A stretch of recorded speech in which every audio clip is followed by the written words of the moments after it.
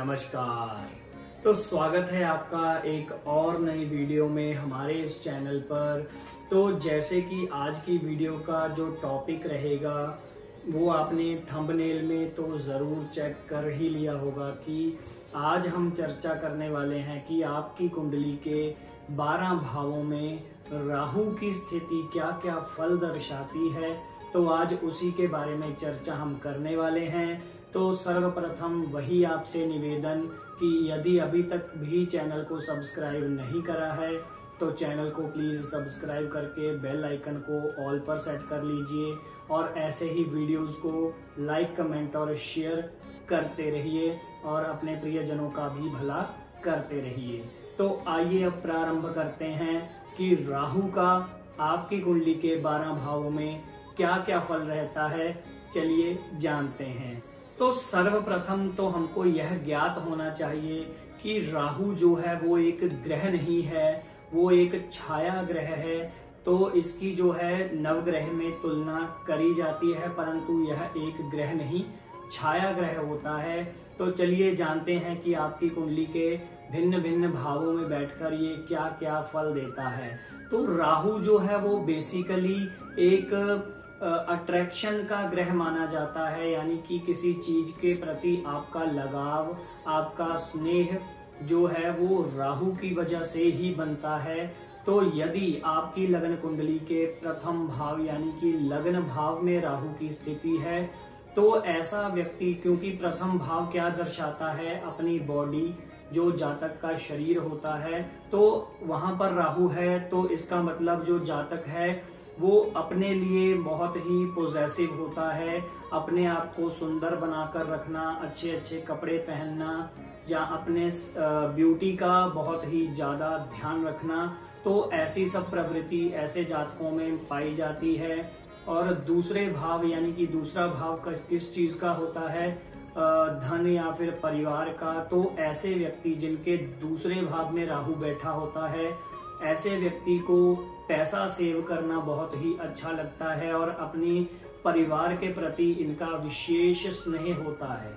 तीसरे भाव में राहु, तीसरा भाव पराक्रम का होता है यानी कि मेहनत का होता है। तो जिनके तीसरे भाव में राहु बैठा होता है वो बहुत ही मेहनती व्यक्ति होते हैं, कभी भी जल्दी से गिव अप नहीं करते हैं किसी चीज को, बहुत ही मेहनत से फिर उससे सफलता प्राप्त कर लेते हैं।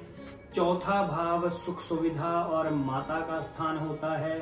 वहां पर जब राहु बैठ जाएगा तो माता के साथ विशेष स्नेह होता है बाकी सारे परिवार में से, और ऐसे व्यक्ति को अच्छी घर, गाड़ियां, दौलत, इन सब चीजों से विशेष स्नेह रहता है।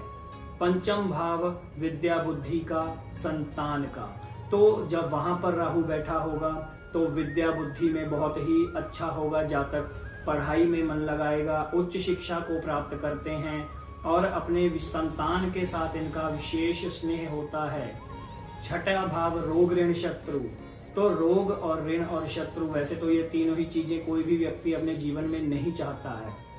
वहां पर अगर छठे भाव में राहु बैठ जाए तो व्यक्ति का सहज स्वभाव ही इन सब चीजों में ध्यान लगा रहता है कि कहीं मेरा पैसा जो उधार किसी को दिया हुआ है वो कब वापस देगा, कोई शत्रु मेरे पे हानि ना कर दे या फिर मेरे ऊपर कोई कर्जा ना आ जाए। तो वो सब इन्हीं चीजों को सोचता रहता है। सप्तम भाव में जब राहु बैठ जाता है तो सप्तम भाव होता है हमारे जीवन साथी का।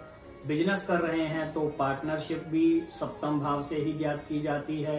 तो जब वहां पर राहु बैठा होता है तो जीवन साथी के साथ विशेष स्नेह, पार्टनरशिप करने में बहुत उनको अच्छे पार्टनर मिलते हैं जिनसे कि वो अपना बिजनेस या कारोबार है उसको बहुत ऊंचाइयों पर ले जाते हैं। अष्टम भाव यानी कि मृत्यु स्थान, रोग स्थान भी कह सकते हैं, कुछ बड़ी बीमारियां। तो अष्टम भाव में जिसके राहु बैठा होता है तो वो व्यक्ति जो है एक तो बीमारियों के बारे में ज्यादा सोचता रहता है कि इन फ्यूचर मुझे कोई बड़ी बीमारी ना लग जाए। तो इसी टेंशन में ही चलते चलते वो खुद ही बीमारियां लगा लेते हैं, चाहे उनके भाग्य में वो ना भी हों, परंतु राहु वहां पर अपना अट्रैक्शन का कारकत्व ऐसा फैला देता है कि वो बंदा सोच सोच के ही कुछ अनचाही बीमारियां अपने जीवन में ले आता है। नवम भाव यानी कि भाग्य स्थान या फिर धर्म स्थान, वहां पर राहु है तो ऐसा व्यक्ति बहुत ही धर्म कर्म में रुचि लेता है, धार्मिक कार्यों में बहुत ही उसका विशेष लगाव होता है, बहुत धर्मी टाइप का बंदा होता है, बहुत दान पुण्य इत्यादि करना उनको अच्छा लगता है। वहीं दसम भाव में राहु, दसम भाव होता है कार्य स्थान यानी कि आपका कारोबार, तो ऐसा व्यक्ति अपने कार्य के प्रति बहुत ज्यादा लगाव रखता है, बहुत ज्यादा मेहनत करता है अपने बिजनेस या फिर जॉब जो भी वो कर रहा होता है, तो उस मेहनत के जरिए ही वो ऊंचाइयां प्राप्त करता है।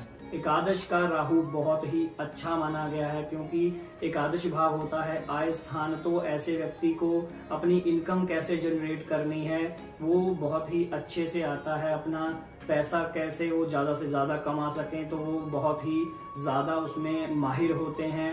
और एकादश के राहु की खासियत यह है कि जो व्यक्ति के अंदर डिजायर्स होती हैं, कोई मैं भविष्य में ये करूंगा, ये लूंगा, ये घर, ये गाड़ी, तो उसकी जो भी डिजायर्स होती हैं एकादश का राहु उनको फुलफिल करवाने में उनकी बहुत ही ज्यादा हेल्प करता है। द्वादश भाव में राहु जब बैठ जाता है तो द्वादश भाव आपको पता ही है कि व्यय का स्थान होता है, पैसा वेस्टेज का स्थान होता है, तो ऐसे व्यक्ति जो होते हैं वो बहुत ही खर्चीले स्वभाव के होते हैं, चाहे उनके पास लिमिटेड मात्रा में ही धन क्यों ना हो, परंतु वो उसको समेट के नहीं रख पाते हैं, जल्दी से खर्च कर देते हैं अपने सुख सुविधाओं को प्राप्त करने के लिए। तो यह जो थोड़ी सी एक नेगेटिव बात रह सकती है राहु की द्वादश भाव में। तो आज यह सब हमने चर्चा करी कि आपकी कुंडली के द्वादश भावों में राहु क्या क्या प्रभाव करता है। ऐसी ही वीडियोस हम और बहुत सारे प्लैनेट्स के ऊपर लेकर आने वाले हैं, तो जल्दी से हमारे चैनल को सब्सक्राइब कर बेल आइकन को ऑल पर सेट कर लीजिए ताकि जब भी हमारी अगली वीडियो आए तो आपको तुरंत नोटिफिकेशन मिले और आप उससे जानकारी प्राप्त कर सकें। तो आज की वीडियो में बस इतना ही, मिलेंगे किसी अगली वीडियो में नेक्स्ट टॉपिक के साथ, तब तक के लिए नमस्कार।